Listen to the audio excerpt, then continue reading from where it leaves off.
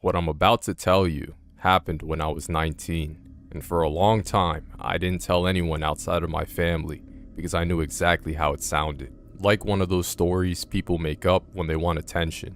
At the time, I was working with my uncle, doing small renovation jobs around our county. Nothing fancy, mostly kitchens, bathrooms, flooring, drywall, stuff like that.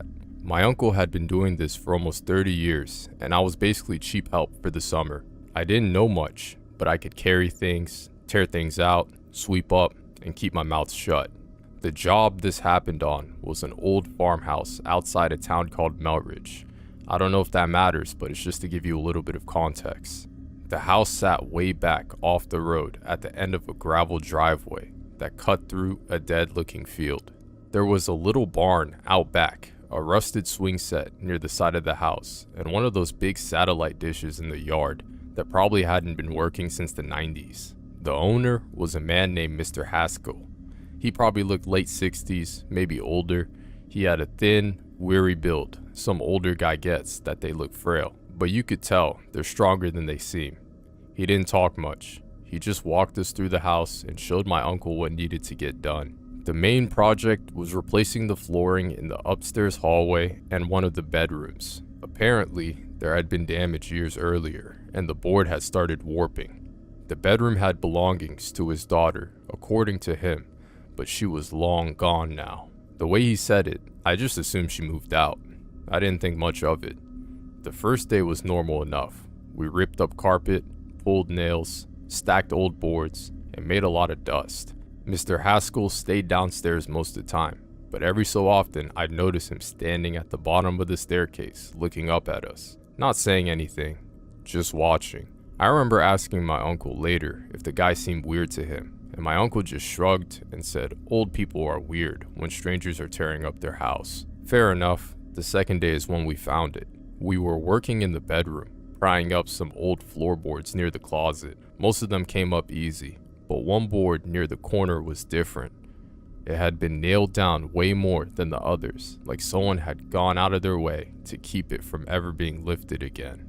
My uncle made some jokes about finding treasure, and after a few minutes of fighting with it, he got the board loose.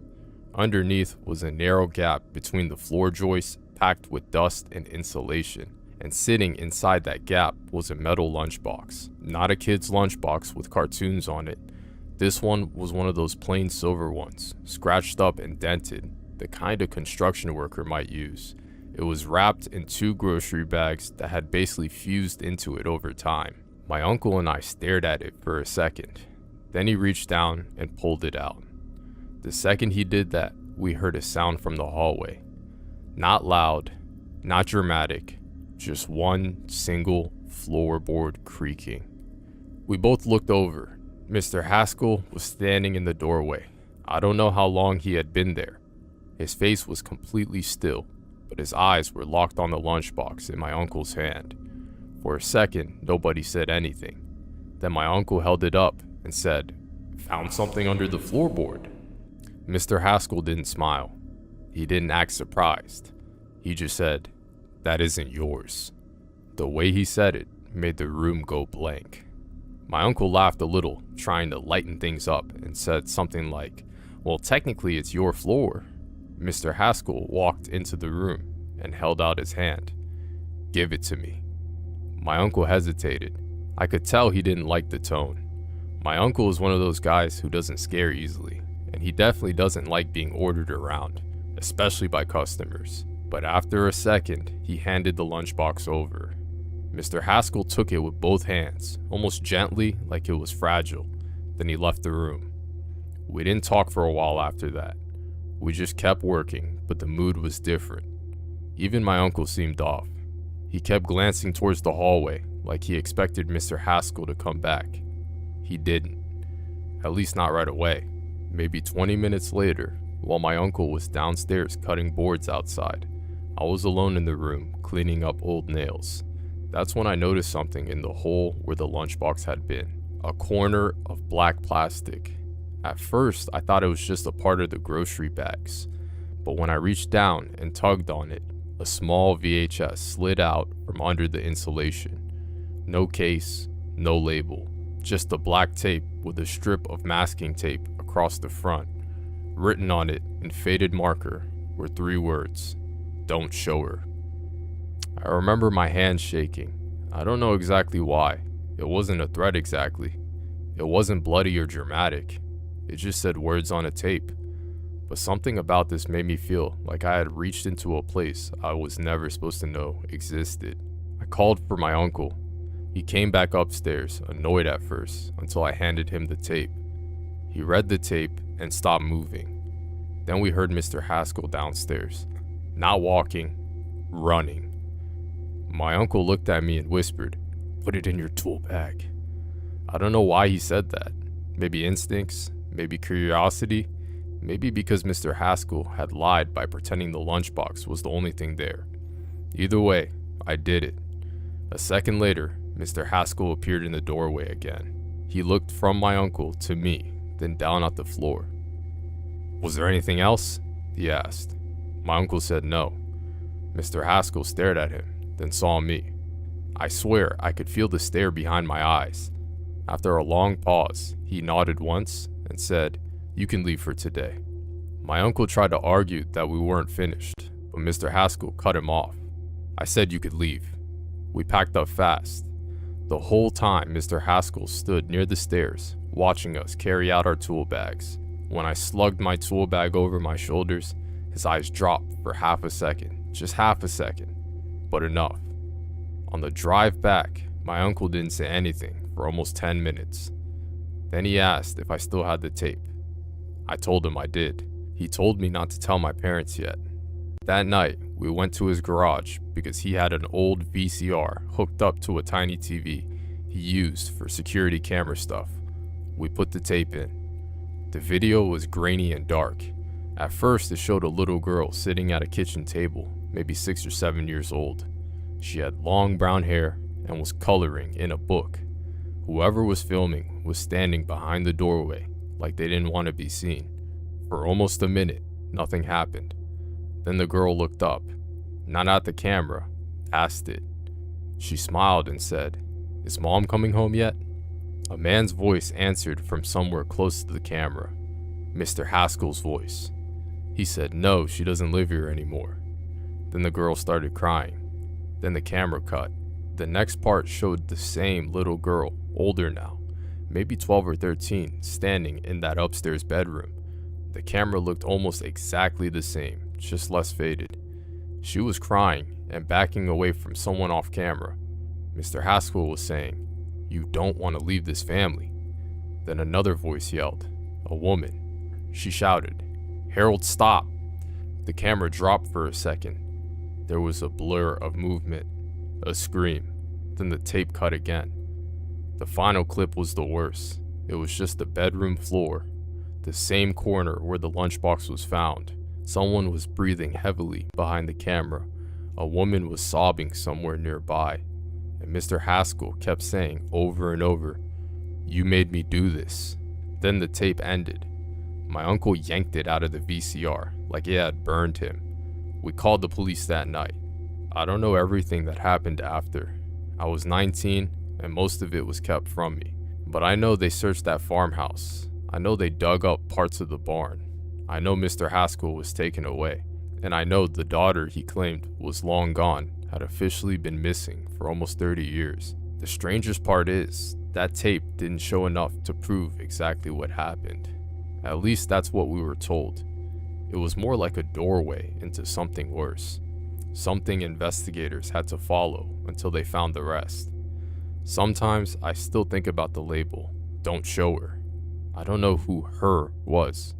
The daughter, the mother, someone else. But I know one thing for sure. That tape was never supposed to be found.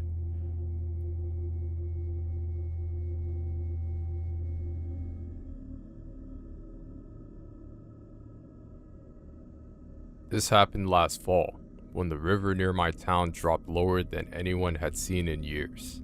There had been a dry spell all summer. By September, the grass was brown everywhere, wells were running low, and the river that cut behind our neighborhood had shrunk down to half its normal size. Places that were usually underwater were suddenly exposed. Sandbars, old tree roots, rusted bike frames, glass bottles, fishing lures, all kinds of junk people had lost or thrown into the river over the years. I was 27 at the time, and I worked from home, which meant I had a bad habit of taking long walks in the middle of the day just to get out of the house. Usually I'd walk the same loop through the neighborhood, then down the trail that followed the riverbank for about a mile. I liked it because no one really went back there. That was also the problem. I remember it was weirdly warm for October. The sky was gray but not rainy, and everything had that dead quiet feeling you get right before the weather changes. I took the trail further than usual. After maybe 30 minutes, I reached a bend in the river where the bank dipped down into mud. Normally that whole section was water, but because of this drought, now it was a wide stretch of cracked dirt and weeds along the edge. That's where I saw the case. At first I thought it was a toolbox. It was black, rectangular, and had 2 metal latches on the front. But when I got closer, I realized it was a hard camera case, the kind photographers use to protect expensive equipment. It was filthy, caked in mud and river slime, and it had a chain looped through the handle. Not a big chain, but big enough to make it clear someone had tried to weigh it down or attach it to something. That alone should have made me leave it. I know that now. But in the moment, curiosity just completely took over. I kept thinking maybe it had washed downstream from some campsite, or maybe someone lost it during a flood. I also thought there might be a camera inside, and if there was, maybe I could return it to whoever owned it. That was just the excuse I gave myself anyways. The truth is, I just wanted to know. I pulled it out of the mud, which took way more effort than I expected. The suction made this ugly wet popping sound when it finally came loose. The case smelled terrible, like river water and old metal, and something sour underneath. The latches were stiff, but not locked. I opened it. Inside was not a camera. There were Ziploc bags, 6 of them. Each bag had something different inside. A cheap silver ring, a cracked phone with a pink case, a driver's license so waterlogged I couldn't read the name, a little blue hair clip, a keychain shaped like a sunflower, and a folded piece of paper sealed inside its own bag. For a few seconds, I just crouched there staring down at all of it. My brain didn't want to put the pieces together. Then I noticed every bag had writing on it. Dates. Not labels, not names. Just dates written in black marker. The oldest one was from 2014, and the newest one was 2 years ago. I felt this horrible pressure in my chest, like my body understood what I was looking at before my mind fully did. These weren't lost items, they were trophies. I don't know how else to describe it. I backed away from the case so fast I slipped in the mud. Then I pulled out my phone and called the police. While waiting for the call to connect, I was looking around the trees behind me. Then I noticed footprints, fresh ones. They were in mud 20 feet away, leading down from the tree line towards the river. Big boot prints, deep enough that they had to be recent because the mud near the top was still glossy and wet inside the tread. They came down towards the river, then stopped. There were no prints leading back. I know how that sounds, and maybe I missed them. Maybe whoever made them stepped on the root or walked along the grass where I couldn't see. But in that moment, all I could think was that someone had been standing there recently. Someone who had maybe come to check on the case. The dispatcher answered, and I started explaining what I found, probably too fast. She told me to stay where I was if I felt safe, but to move back towards the main trail if I didn't. I told her I didn't feel safe. Right as I said that, I heard a branch snap from the woods above the riverbank. Not a twig, a real branch. The kind of sound a person makes when they put too much weight in the wrong place. I froze. The dispatcher asked if I was still there. I whispered, "Yes." Then I heard movement again. Slow this time. Leaves shifting. A faint scrape against bark. I couldn't see anyone through the trees, but I knew something was there. The trail was maybe 50 yards behind me, up the slope. The river was in front of me. The case was open at my feet, and whoever was in the woods was between me and the way out. I told the dispatcher someone was there. She asked if I could see them. I said no. Then a man's voice came out from the trees. "Hey." Just that. Not angry, not loud, almost friendly. I didn't answer. A few seconds passed. Then he said, "You shouldn't be messing with that." My stomach dropped so hard, I thought I was going to throw up. The dispatcher heard it too, because her voice changed immediately. She told me to move away from the voice and stay on the line. There was nowhere good to move, so I grabbed the folded paper from the case. I don't know why. Panic maybe, evidence maybe, some stupid instinct that if I took one thing, he couldn't just take the case and disappear. Then I ran along the riverbank instead of towards the trail. The mud made it almost impossible. Every step sank. My shoes kept sliding. I could hear the man coming down the slope behind me. Not running yet, just moving fast, like he didn't think he needed to hurry. Then he shouted, "Stop." That's when I really started running. I fell once and caught myself with both hands in the mud, still holding my phone somehow. The dispatcher kept asking where I was, and I kept trying to describe the river bend, the old footbridge, anything I could remember. Behind me, I heard him hit mud. Then he was running too. That sound is burned into my memory. Heavy footsteps in wet mud. Breathing, the clink of something metal on his belt or in his pocket. I didn't look back. I knew if I looked back and saw how close he was, my legs would give out. There was an old drainage tunnel about a quarter-mile down where the riverbank curved down towards the neighborhood. I don't know why I thought of it. Maybe it was because I cut through it there as a teenager. It wasn't really a tunnel, more like a big concrete covert under a service road. I aimed for that. By the time I reached it, I could barely breathe.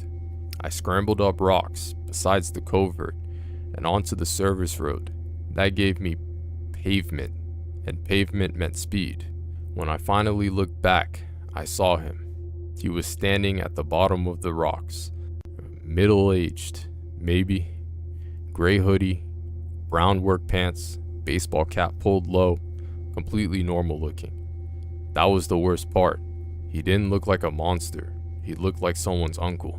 Someone you'd stand behind in a line at a gas station and never think twice about. He stared at me for a second, then smiled. Not wide, not crazy. Just this little, small, irritated smile, like I had caused him a problem he had to deal with. Then he turned and walked back towards the river. A patrol car found him maybe 10 minutes later near the entrance of the service road. I was covered in mud, shaking so bad I could barely talk, still clutching that folded paper in my fist. That paper was a map, not a printed map, a hand-drawn one. It showed the river, the bend, the fallen trees, and several small X marks along the bank. One X had been circled. That's where I found the case. The police searched the area for hours, then days. They found the case, but the man was gone. I later learned that some of the items were connected to missing women from surrounding counties. Not all of them, at least not publicly. The police never told me everything, and I honestly didn't want to know everything. But one detective did say something that I still think about. He said, "You found something he thought he'd never have to move." For a while after, I couldn't sleep unless every light was on in my apartment. I kept imagining that man walking calmly back through the woods, retrieving the case, checking what was missing, realizing I had taken the map. The police kept the map, obviously. I moved 2 months later. Maybe that was dramatic, but I didn't care. I couldn't walk anywhere near that river anymore. I couldn't even drive over the bridge without feeling like I was about to see him standing on the bank, looking up at me. The scariest part is that he was never caught. At least that's as far as I know. And every time we get heavy rain, every time the river rises, I think about what else might be buried under the water.